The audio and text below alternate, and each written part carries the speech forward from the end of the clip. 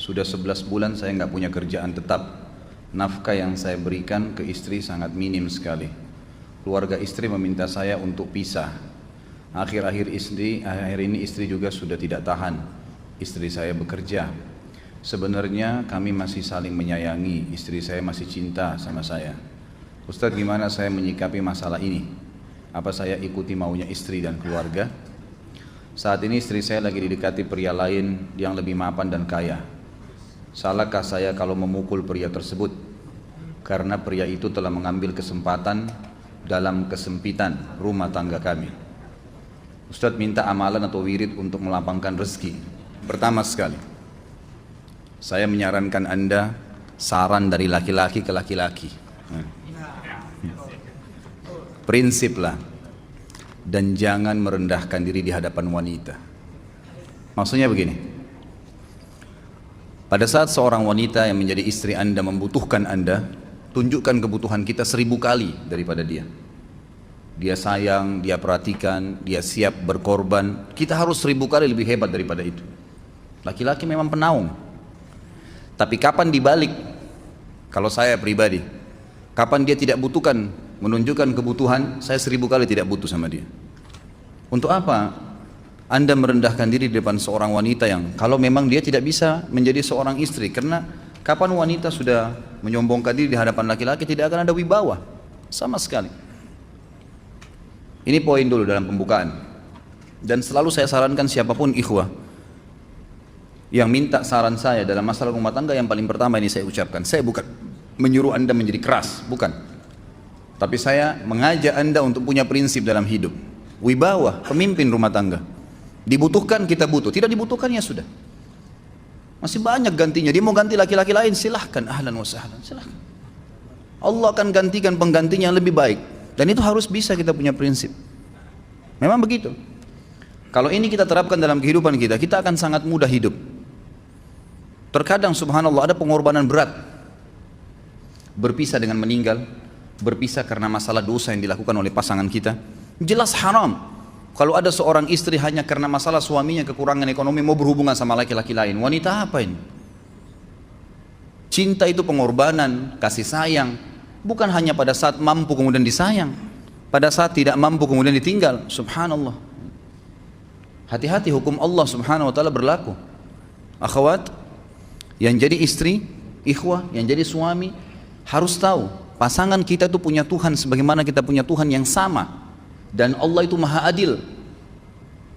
Memang dalam kehidupan kita ada naik turunnya. Dan makna cinta adalah pengorbanan. Itu sebenarnya. Kalau hanya kita kantongnya lagi penuh kemudian disuka sama istri, pada saat lagi tipis, lagi masalah kemudian dia mau berhubungan sama laki-laki lain, na'udzubillah min dzalik. Wanita apa ini? Kalau saya tidak naungin. Kalau saya nggak naungin. Kamu mau sama dia silahkan. Ahlan sahlan, silahkan jalan. Kalau saya, istri saya sangat tahu prinsip saya. Kalau kamu merasa ada laki-laki lain yang kamu anggap baik, atau kamu mau ingin memasukkan pendapat keluargamu dalam rumah tangga saya sehingga kedudukan saya sebagai suami tidak didengar lagi, silakan pilih keluarga kamu. Tidak ada masalah. Jadi jangan jadikan sebagai beban. Oh, nanti kalau pisah saya hidupnya bagaimana? Saya melarat. Ini kenapa ini? Saya mati kalau nggak sama dia, ya mati bener nanti. Gila kalau nggak nikah sama dia, gila kalau siapa ini? Ini kenapa ini? Keluar dari bingkai hidup itu. Seorang muslim itu hidupnya mulia. Dia dihormatin, dia menghormatin. Dia dihina, tinggalkan. Allah SWT tidak menyuruh kita menghinakan diri, tidak boleh. Kalau wanita ini misalnya, istri ini yang dikatakan tadi masih mencintai suaminya, dia hanya sekedar minta kerja, ya, garis bawahi kalimat ini ya. Dia hanya sekedar minta kerja untuk membantu nafkah rumah tangga, ahlan wa sahlan, jempol. Enggak masalah. Bagus itu. Sampai suaminya mapan. Itu baik.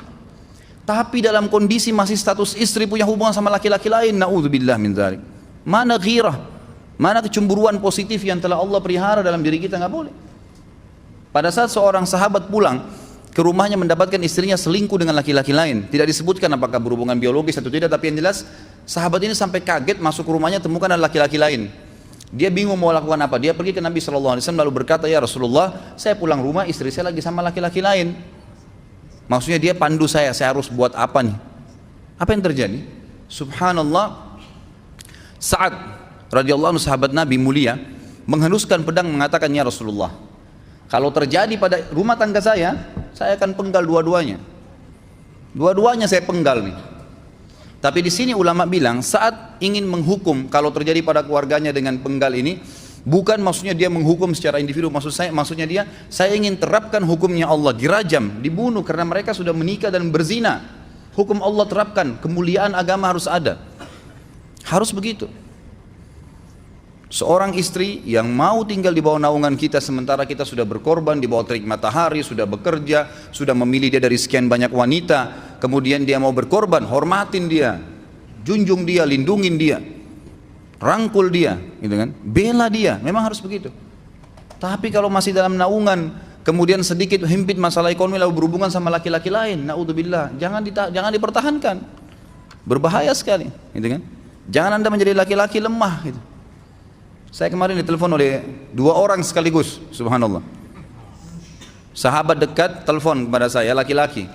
Ustadz maaf mau ngomong sebentar. Baik silahkan. Ustadz saya ini, istri saya pulang ke rumah ke kampung ayahnya ibunya, karena alasan mengurus ayah dan ibunya. Akhirnya saya sama anak-anak ditinggal di sini sendiri. Setiap kali saya panggil pulang, dia bilang sudahlah saya nggak mau pulang. Kalau mau nikah lagi silahkan. Dia bahasakan begitu.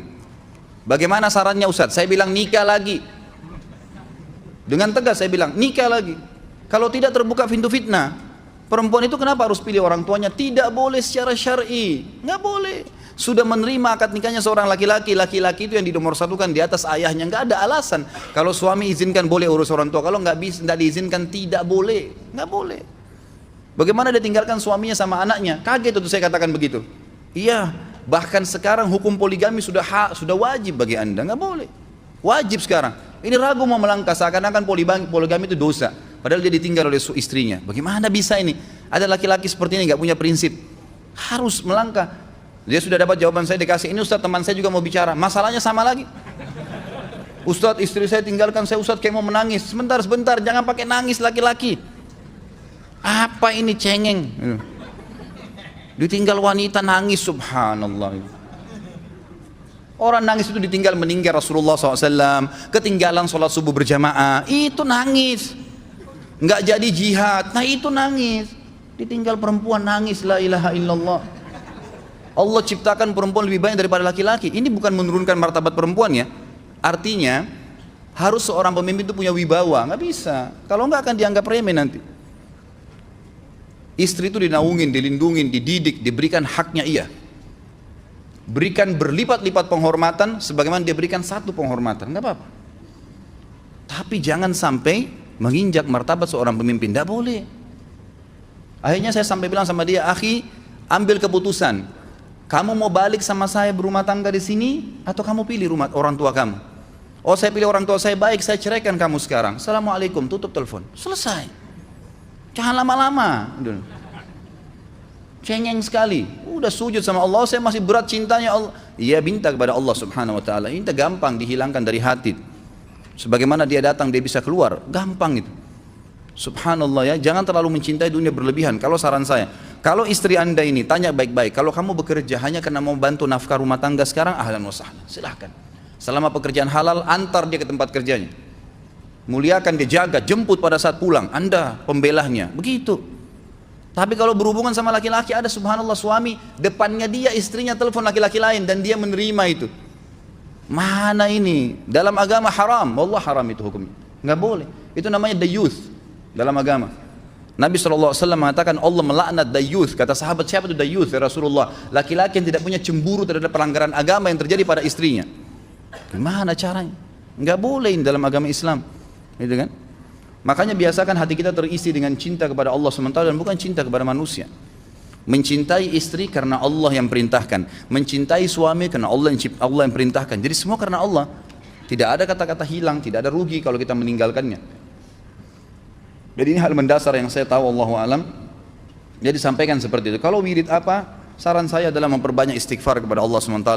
Gunakan momen musibah itu sebagai kesempatan untuk mendekatkan diri dengan Allah Subhanahu wa taala. Begitu ya.